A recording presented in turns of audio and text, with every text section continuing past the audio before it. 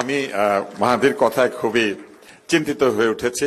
আজকে আমাদের এই অনুষ্ঠানের প্রধান অতিথি ডক্টর আব্দুল মঈন খান, তিনি আমাকে অনেক ছোটবেলা থেকে চেনেন। আমি কেমন এটা আসলে উনি ভালো বলতে পারবেন। আমি এখানে এসে দেখলাম আমার স্কুলমেট যুবদলের সভাপতি, আমরা একসাথে পড়াশোনা করেছি একই ক্লাসে, ফলে সেও আমাকে শৈশব থেকে চেনে এবং জানে যে আমি আসলে কি করি এবং কি বলি। 92 সালের পর থেকে আসলে আমার কোনো রাজনৈতিক দলের সাথে কোনো সম্পর্ক নাই। এই জন্য নাই যে রাজনীতি করতে গেলে অনেক মিথ্যা কথা বলতে হয়। আমাদের ছোটবেলায় আমরা যখন রাজনীতি করতাম, আমরা দেখতাম যে আমাদেরকে বলে যে অমুককে গালি দাও, তমুককে একটু ঝেড়ে দাও, তমুকের বিরুদ্ধে একটু কুৎসা রটনা করো, একটা গুজব ছড়িয়ে দাও। এই জায়গাতে আমার আপত্তি ছিল। এই আপত্তি থাকার কারণে আমার বন্ধুরাও জানে, ঢাকা মেডিকেল কলেজে আমি যখন রাজনীতি করেছি, আমি কখনোই আমার দলের পক্ষে ভোট চাই নাই, কিংবা আমি যে রাজনৈতিক দল করতাম আমি সেই জন্য ভোট চাইতাম না। আমি বলতাম যে ভালো তাকে ভোট দেন, কেননা যে ভালো তার জন্যই বাংলাদেশ শাসন করার অধিকার আছে। যে সৎ, যে নীতিবান, যে বাংলাদেশকে ভালোবাসে, তার অধিকার আছে বাংলাদেশকে নেতৃত্ব দেওয়ার। কে কোথায় জন্মেছে, কে কোথায় কত পকেটে টাকা নিয়ে ঘুরছে, কে কোন ব্যাংক লুট করেছে, কিংবা কে তার নিজের লোকদেরকে দিয়ে প্রতিপক্ষকে নির্যাতন করেছে, সেই ক্ষমতা না। ক্ষমতা হচ্ছে মানুষকে ভালোবাসার ক্ষমতা, ক্ষমতা হচ্ছে মানুষকে ক্ষমা করার ক্ষমতা। ক্ষমতা শব্দটা এসেছে ক্ষমা থেকে, ক্ষমতা ক্ষমা দেখানো থেকে আসে নাই। এবং আমি এই কথাই সবসময় বলেছি বলে আমার বন্ধুরা ভেবেছে আমি অন্য দল করি, অন্য দলের লোকেরা ভেবেছে আমি বন্ধুদের দল করি। আমি আসলে কোনো দল করি না। আমি বাংলাদেশকে সমর্থন করি। আমি চোর আর বাটপারদের বিরুদ্ধে, আমি ব্যাংক লুটেরাদের বিরুদ্ধে, আমি সাধারণ মানুষকে যারা নির্যাতন করে তাদের বিরুদ্ধে, ছাত্রদের বুকে যারা গুলি চালায় আমি তাদের বিরুদ্ধে, যারা অন্যায় কথা বলে আমি তাদের বিরুদ্ধে, এবং আমি যতদিন বেঁচে থাকবো আমি এইরকমই থাকবো।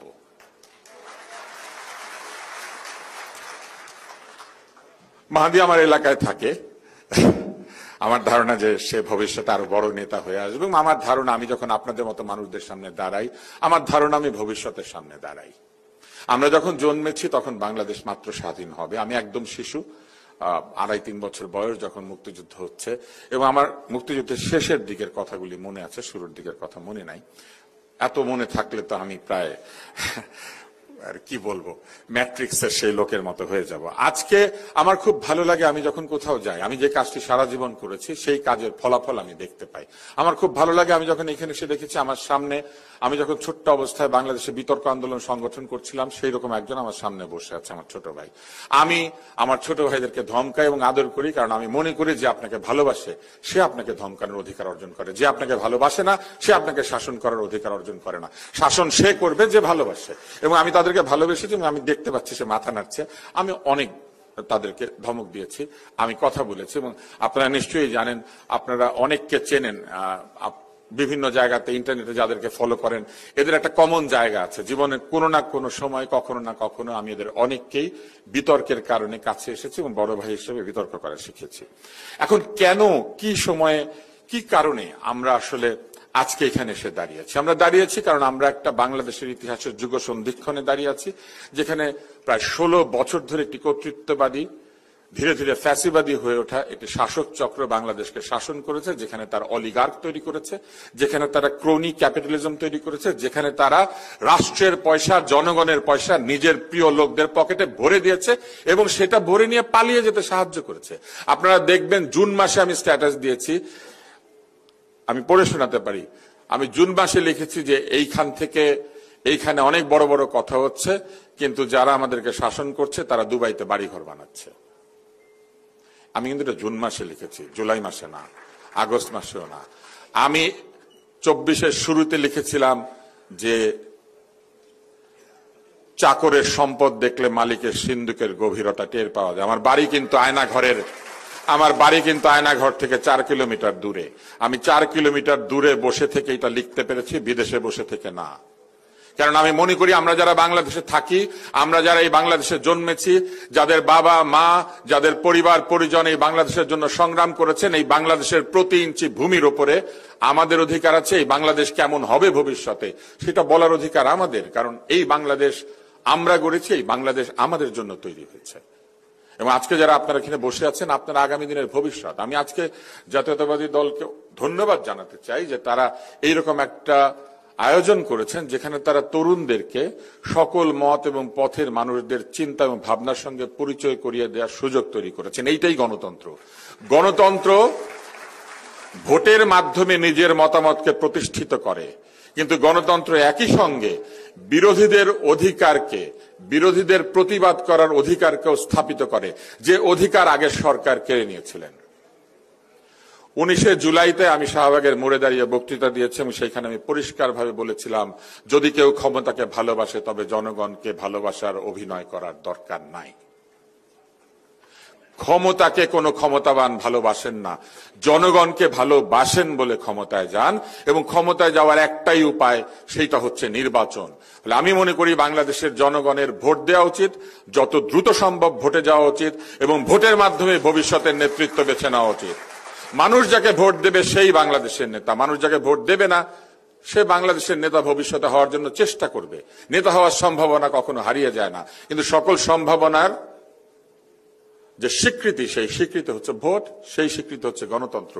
ভোটবিহীন কোন শাসক যাই বলুক না কেন, তিনি আসলে গণতান্ত্রিক নন।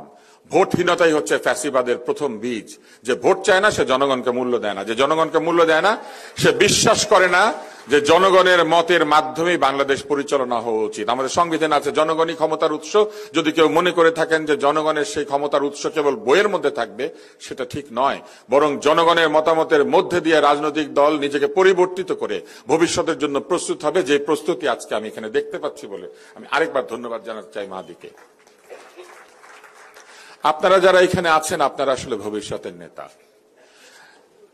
যে রাজনৈতিক দল বলবে যে কারো কোনো বিকল্প নাই, সেই রাজনৈতিক দল শেষ হয়ে যায়। বরং রাজনৈতিক দল প্রতিনিয়ত তার সকল কর্মী এবং অনুসারীদের মধ্যে বিকল্প তৈরি করে। নেপোলিয়ন বোনাপার্টের কথা নিশ্চয়ই আপনারা শুনেছেন। নেপোলিয়নকে একজন জিজ্ঞেস করলেন যে আপনি যত যুদ্ধে যেতেন এর কারণ কি? নেপোলিয়ন বললেন যে আমার যে সেনাবাহিনী তারা যুদ্ধক্ষেত্র থেকে পালায় না। তো তাকে জিজ্ঞেস করা হলো যে কেন পালায় না? বলে, আমি আমাদের সেনাবাহিনীকে এমন ভাবে ট্রেনিং দিয়েছি যে প্রত্যেক সেনা মনে করে তার জেনারেল যদি মরে যায় যুদ্ধে, তাহলে সেই জেনারেল সে যুদ্ধক্ষেত্র থেকে পালিয়ে যায় না। কোন নেতা যুদ্ধক্ষেত্র ছেড়ে পালায় না।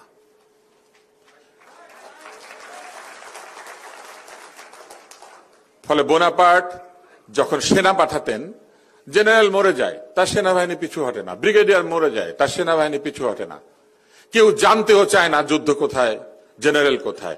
একজন মরে গেলে আরেকজন পতাকা ধরে দাঁড়িয়ে থাকে। সেই রাজনৈতিক দলই বা সেই রকম দলই প্রকৃতপক্ষে তরুণদের কথা ভাবে, যারা তরুণদের মধ্যে নেতৃত্ব সৃষ্টির প্রক্রিয়াকে অব্যাহত রাখে এবং তরুণদের মধ্যে নেতৃত্ব সৃষ্টির ক্ষেত্রে তারা যোগ্যতাকে, মেধাকে মূল্যায়িত করে।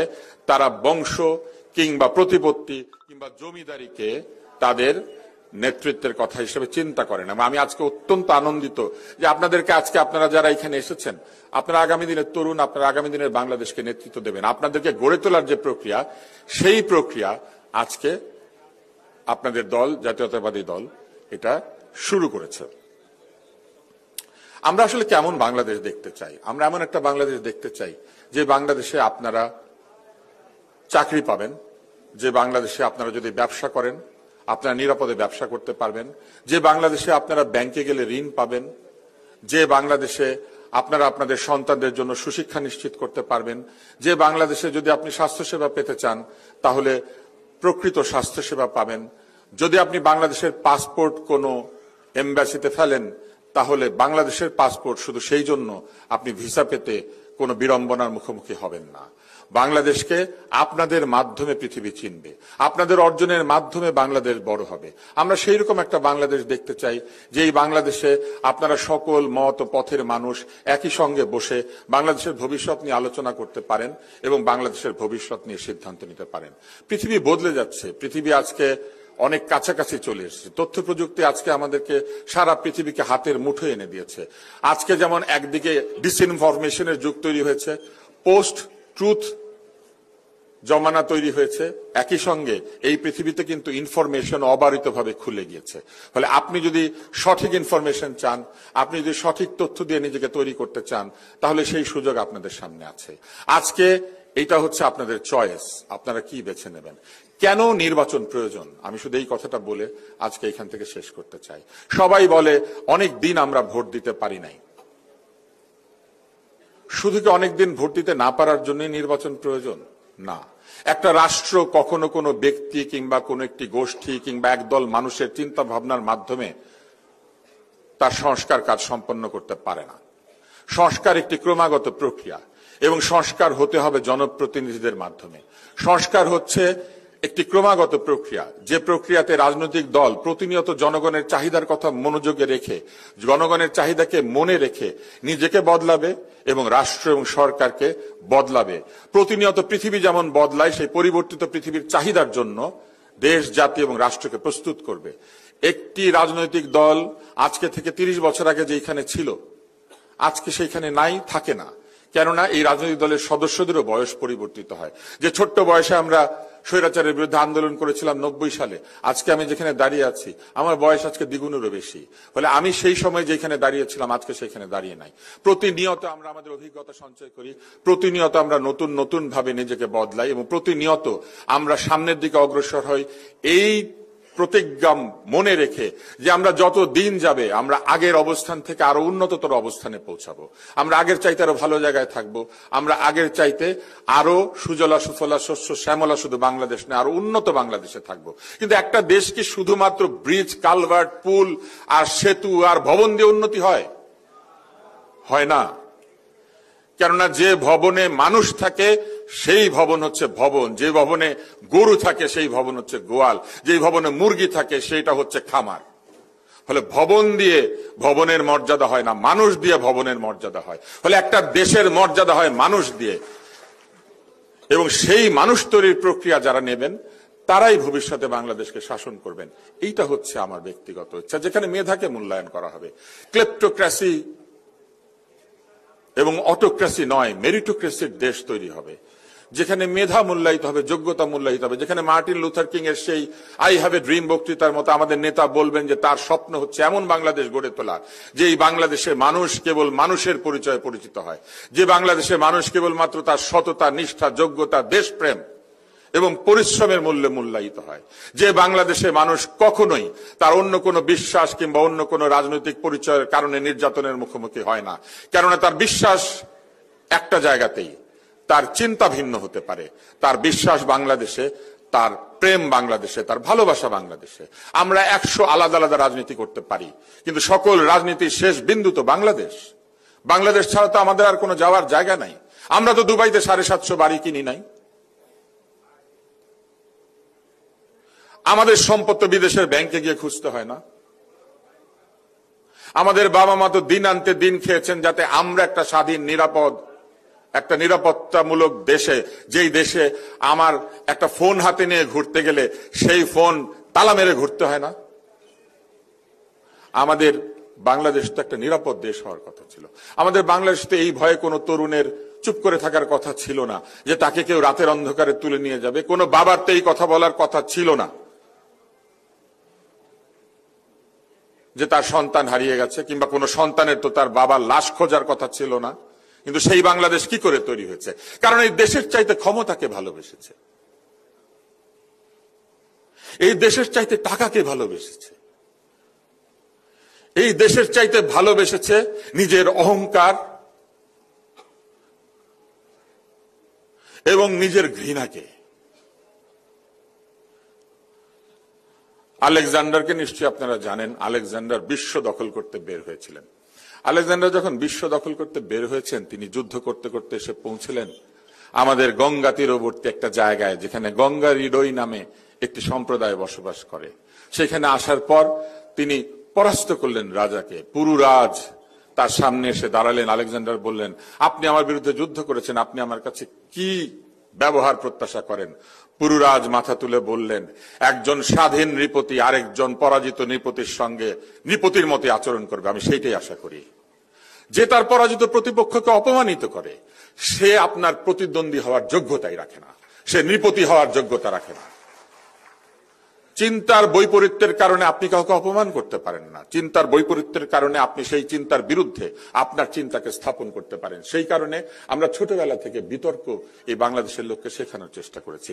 আমরা ভেবেছি আমাদের সংসদে এইরকম বিতর্ক হবে যে বিতর্ক সারা পৃথিবী অবাক হয়ে দেখবে। আমাদের রাজনীতিবিদরা একজন আরেকজনের বিরুদ্ধে যখন দাঁড়াবেন তাদের কথা আমরা লিখে রাখবো, কারণ এত সুন্দর কথা আমাদের রাজনীতিবিদরা ছাড়া আর কেউ বলে না। কিন্তু আমরা কি দেখেছি? আমরা দেখেছি অন্যায় আক্রমণ, আমরা দেখেছি ব্যক্তিগত আক্রমণ, আমরা দেখেছি এমন ভাষায় কথা বলা হচ্ছে যেই ভাষায় আমরা কথা শুনলে কানে আঙুল দিয়ে রাখতে হয়। আমরা তো সেই বাংলাদেশ চাই নাই। আমরা তো সেই বাংলাদেশ চাই নাই যেখানে সাধারণ মানুষ তার জমা টাকা ব্যাংকে রেখে এসে একদিন শুনবে যে আপনাকে এত টাকার বেশি দেওয়া হবে না। আমরা তো শুনতে চাই নাই আমরা আমাদের সন্তানদের জন্য যেই টাকাটা আমাদের বৃদ্ধ বয়সে খরচ করবে বলে জমিয়ে রেখেছি।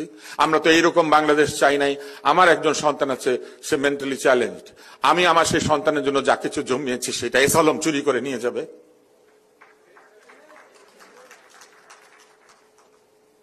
এই কোন রাষ্ট্র, এই কোন গণতন্ত্র, এই কোন উন্নয়ন যেখানে গরিব মানুষ নিরাপদে থাকে না, যেখানে গরিব মানুষ ব্যাংকে টাকা রাখলে সে ভয় পায় কোন ব্যাংকে টাকা রাখবে এবং কোন ব্যাংকে টাকা রাখবে না, যেখানে বাংলাদেশ ব্যাংকের লোক গিয়ে ঘুষ খেয়ে চুরি করতে দেয়। এই বাংলাদেশ থেকে পরিত্রাণ পাওয়ার একটাই উপায়, সেটা হচ্ছে জনগণের ভোট। জনগণকে তার নেতা বেছে নেওয়ার সুযোগ দিতে হবে। ছোট সংস্কার, বড় সংস্কার, মেজর সংস্কার, এগুলা কোনো সংস্কার না। প্রথম সংস্কার হচ্ছে ভোট। নির্বাচন হয় নাই বলে আজকে এই অবস্থা। এবং আমি মনে করি বাংলাদেশে যদি দীর্ঘমেয়াদে নিয়মিত সুষ্ঠু নির্বাচন হয় তাহলে জনগণ নেতা নির্বাচন করার মধ্যে দিয়ে শিখে যাবে গণতন্ত্র তাকে কিভাবে উপকৃত করে। পৃথিবীর যেসব দেশে গণতন্ত্র এসেছে এবং গণতন্ত্র থেকেছে, গণতন্ত্র স্থায়ী হয়েছে, সেই সব দেশে আপনারা দেখবেন তারা ভোট দিয়েছে, তারা তাদের প্রধানমন্ত্রী এসেছে, প্রধানমন্ত্রী চলে গিয়েছে, তাদের ভোট কখনো বন্ধ হয় নাই। তাকান ব্রিটেনের দিকে, সেখানে তারেক রহমান থাকেন, সেখানে ভোট হয়, প্রধানমন্ত্রী চলে যায়, প্রধানমন্ত্রী আসে আর যায়, কিন্তু তাদের ভোট কখনো বন্ধ হয় না। আমেরিকাতে তাকান, জনগণ ট্রাম্পকে ভোট দিয়েছে, ট্রাম্পকেই তারা মেনে নিয়েছে। আমাদের বাংলাদেশে হলে ট্রাম্প কখনো জিততো না।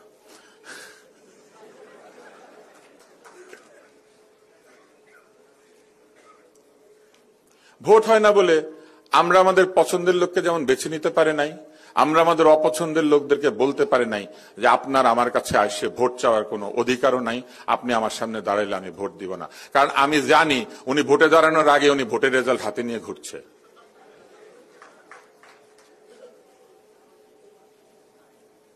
আমাদের রাজনৈতিক প্রতিষ্ঠানগুলিকে ধ্বংস করা হয় না, শুধু আমাদের সামাজিক প্রতিষ্ঠানগুলিকে ধ্বংস করা হয়েছে। আমরা বিচার ব্যবস্থাকে গেলে বিচার পাই না, আমরা সামাজিক প্রতিষ্ঠানে গেলে আমরা তাদের কাছ থেকে নিরপেক্ষ আচরণ পাই না। আমাদের এখানে সবচেয়ে ভালো যে গান গায় সে অন্য রাজনীতি করে বলে তার গানের অনুষ্ঠান বন্ধ থাকে। আমাদের এখানে সবচেয়ে ভালো যে অভিনয় করে সে অন্য রাজনীতি করে বলে তার অভিনয় বন্ধ থাকে। কিন্তু আমেরিকাতে যাবেন, টম হ্যাঙ্কস, জর্জ ক্লুনি, কি হ্যান্ডসাম ছেলে, ট্রাম্পকে ভালোবাসে না, কিন্তু হলিউড তাকে কোনোদিন বাদ দিবে না। কারণ তারা জানে যে দেশের প্রতিনিধিত্ব করবে তারাই যারা যোগ্য এবং উপযুক্ত। আমি আর কথা লম্বা না করি, আমি শুধু আপনাদেরকে এতটুকু অনুরোধ করতে চাই, আপনারাই হচ্ছেন আমাদের স্বপ্ন। আমি যখন এখানে দাঁড়িয়ে আছি, আমি আজকে এখানে দাঁড়িয়ে নাই, আমি দাঁড়িয়ে আছি 2060, 70, 80 সালের বাংলাদেশে। আজকে এখানে অনেকেই আছেন যাদের বয়স 20 কিংবা 25 বছর। আপনাদের বয়স একদিন 75 হবে, 80 হবে, 84 হবে। আশা হারাবেন না, 84 বছর বয়সেও প্রধান উপদেষ্টা হওয়া যায়। কিন্তু আমি এরকম বাংলাদেশ চাই আপনাদের জীবনে যেন 84 বছর বয়সে কাউকে উপদেষ্টা হতে না হয়। আপনি সরাসরি নির্বাচন করবেন, আপনি প্রধানমন্ত্রী হবেন, আপনি প্রেসিডেন্ট হবেন, লোকে আপনাকে ভোট দিবে, কেউ জানতে চাইবে না আপনি কি পুরস্কার পেয়েছেন আর কি পুরস্কার পান নাই।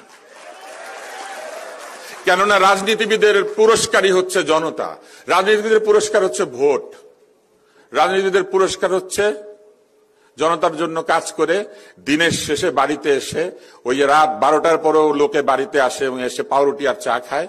এইটা রাজনীতিবিদের জীবনের সার্থকতা। আমি একটা ব্যক্তিগত স্মৃতি দেই। কয়েকটা ব্যক্তিগত স্মৃতি বলে চলে যায়। মাহাদি আমাকে অনেক পছন্দ করে, এই জন্য এখানে ডেকেছে, নাহলে আমাকে জীবনে এখানে কেউ ডাকতো না। আমার কথা লোকজন রাজনৈতিক পরিবেশে জীবনে শুনতে চায় না। আমি জীবনে প্রথম আমি কোন এইরকম সভায় বক্তৃতা দিচ্ছি, আমি কোন রাজনৈতিক দলের সভায় বক্তৃতা দিই না। এবং 92 সালের পরে আমি কোন জায়গায় কোনো রাজনৈতিক বক্তৃতা দিই না, এটাও রাজনৈতিক বক্তৃতা না।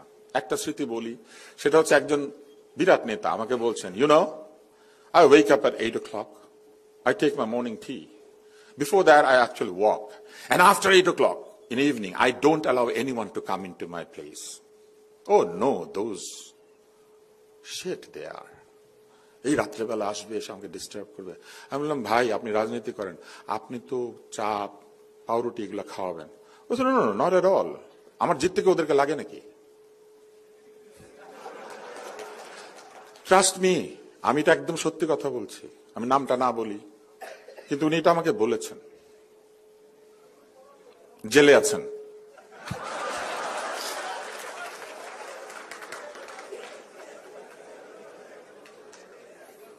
আমি এখন থাকলে I would just ask him, uncle, how are you feeling after 8 o'clock? Nobody is coming to you.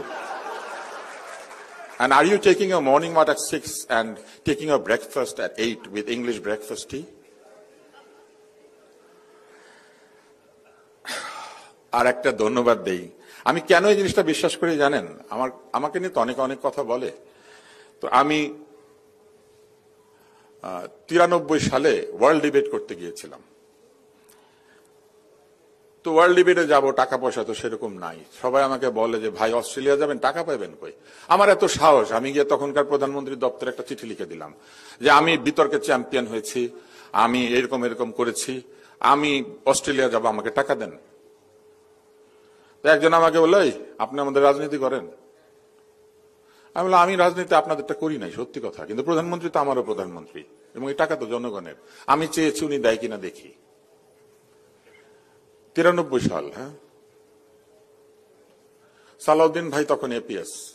একদিন সালাউদ্দিন ভাই ফোন করলেন আমাকে, বললেন, এই আসো এইদিকে, তোমার নাম কি? তুমি কি এই লোক? তুমি এই দরখাস্ত দিয়েছ? জি। বলে আসো। আমি গেলাম এবং আমি টাকা পেলাম।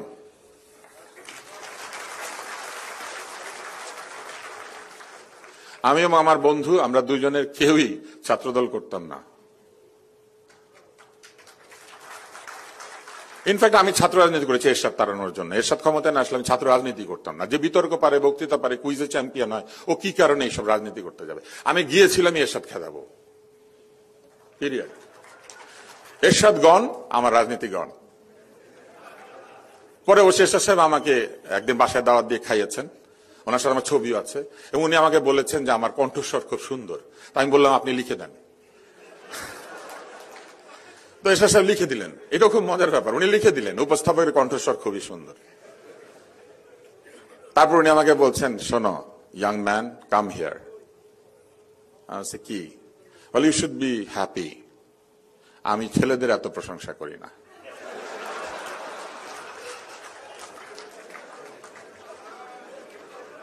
এবং জানেন, এগুলো সব সত্যি কথা। এনটিভি সাংবাদিক ছিল আমার সাথে, জাহাঙ্গীরও দেখেছে।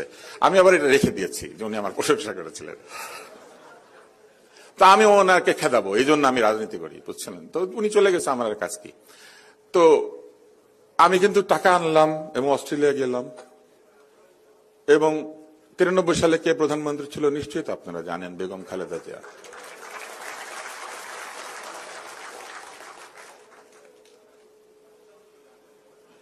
তো সবারই ধরেন এরকম লোক থাকে না। তো আমি পুরস্কার পেয়ে গেলাম, ওখানে গিয়ে জিতে গেলাম। তো জেতার পর আমাকে শেক্সপিয়ারের একটা ফুল ভলিউম দিয়েছে, বুঝছেন? দেওয়ার পর আমি এটা নিয়ে আসছি। স্বাভাবিকভাবে কয়েকজন জুটে গেল, শোনেন, এই প্রাইজ আপনি রাখবেন না, এটা আপনি গিয়ে দিয়ে আসেন। আমি বললাম, না, এটা আমি দিব না। কেন দিবেন না? সেটা তো আমি পাইছি, উনি আমাকে টাকা দিচ্ছেন, আমি বাংলাদেশের জন্য এটা জিতে আনছি, আমি এটা পড়বো, শেক্সপিয়ারের রচনা বলি, আর উনি দেশ চালাবেন। আমি এটা দিব না, আমি দিই নাই। এটা আমার কাছে আছে।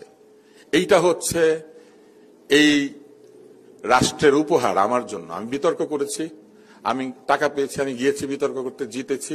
এবং এই শেক্সপিয়ারের ওই রচনাবলীর পেছনে এই বাংলাদেশের প্রত্যেকটা মানুষের 1 পয়সা করে আছে। ফলে আমার বুকশেলফে আমি এটা খুব যত্ন করে রেখে দিয়েছি, কারণ ওই 1 পয়সাই হচ্ছে আমার জীবনের সবচেয়ে বড় প্রাপ্তি। কারণ ওই টাকাটা তো মানুষের টাকা এবং মানুষের প্রধানমন্ত্রী আমাকে দিয়েছিলেন। এবং আমি তো এটাই চিন্তা করেছি যে প্রধানমন্ত্রী কখনো দলের হয় না, প্রধানমন্ত্রী দেশের হয়।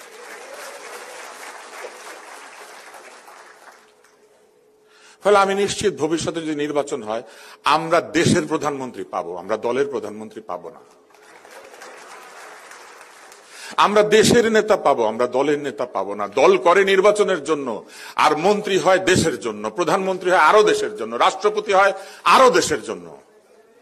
দল লাগে শুধু নির্বাচনের জন্য, নির্বাচনের পরে তো আপনি সবার। ফলে আমরা চাই এরকম নির্বাচন, যে নির্বাচনে আমরা নেতা পাবো। সেই নেতা বিভিন্ন বয়সের হবে, আপনাদের বয়সের আসবে, তার চেয়ে বেশি বয়সের আসবে, তার চেয়ে বেশি বয়সের আসবে, 80 বছরেরও আসবে। জনতা যাকে চায় তাকে বেছে নিবে। কিন্তু আমরা এমন একটা সংসদ পাবো যে সংসদে আমাদেরকে নিয়ে কথা বলে, কেউ কাউকে হজরত বলে না।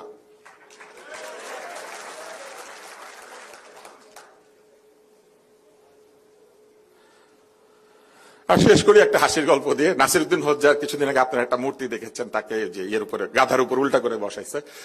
বাংলাদেশে কিন্তু গাধা নাই, এটা জানেন তো? বাংলাদেশে কোনো গাধা নাই, বাংলাদেশে গাধা জন্মায়ও না। এর কারণ আছে, আমরা নিজেরাই মাঝে মাঝে গাধার মতো হয়ে যাই।